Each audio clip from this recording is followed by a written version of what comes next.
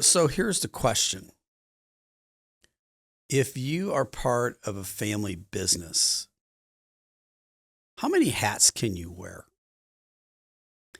Um, and some people will answer it maybe a little different than I'm going to, but this is super freeing up for the family.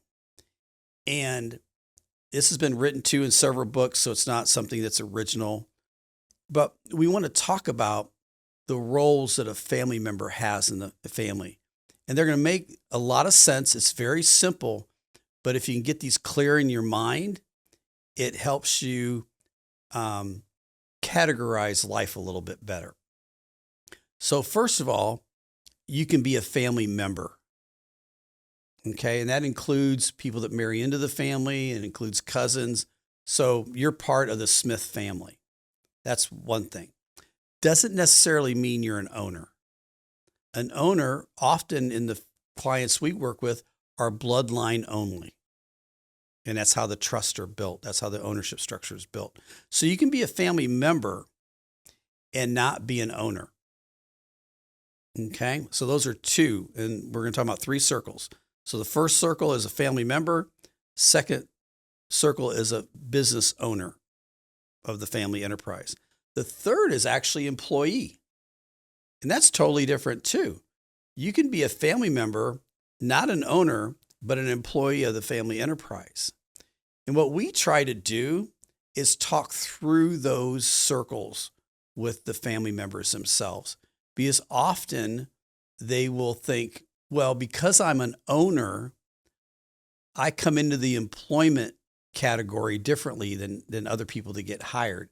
No, that's one of the most unhealthy things we've seen out there is where family members are hired and there's no position that they even qualify for in the business, or there's no opening in the business and it's created for them.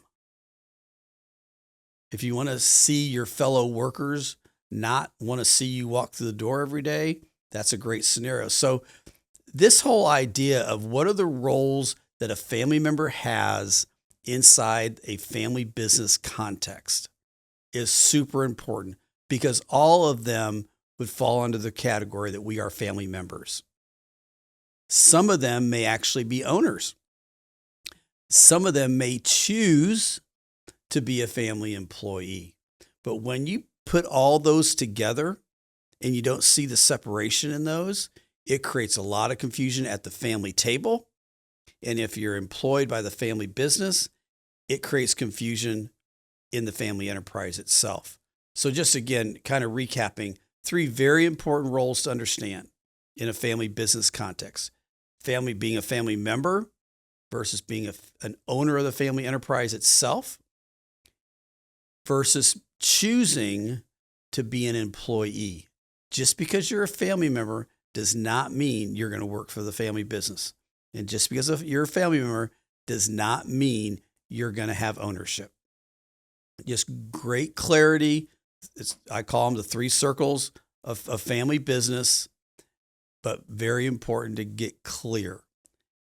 And here's just a little bit of an example then on the business side. Years ago, 8 businessmen and I, and actually we did it as couples, all put money together to buy out an IndyCar racing team. And I can say what it was. It was Dick Simon Racing. It was just prior to Dick Simon passing away. Dick was known for years, he and his wife, as fielding the most cars in the Indianapolis 500. They were all based right out of Speedway, Indianapolis, Indiana.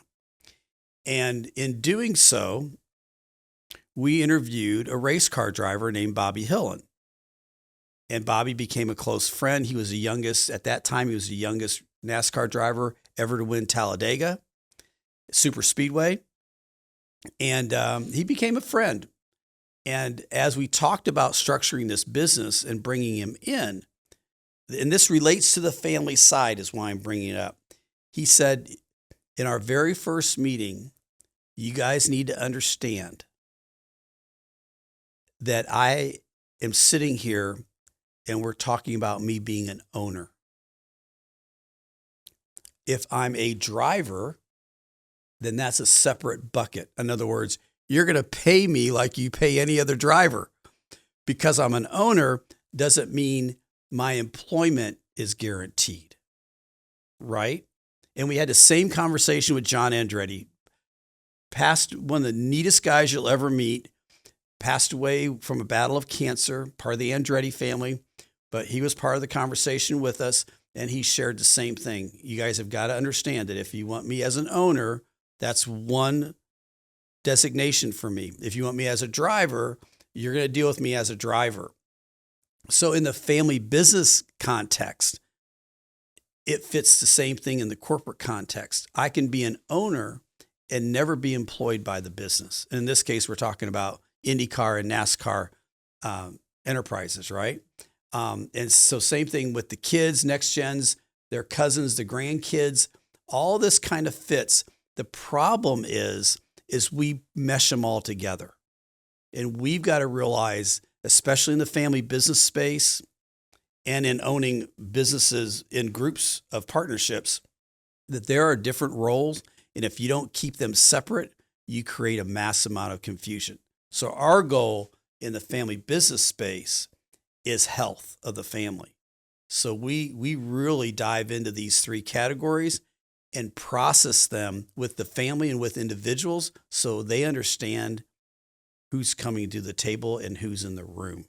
So structure always gives you flexibility, but that's one example on the corporate side that I got hands-on with in my 20s that really made me aware of something I needed to be aware of, that not every owner is an employee.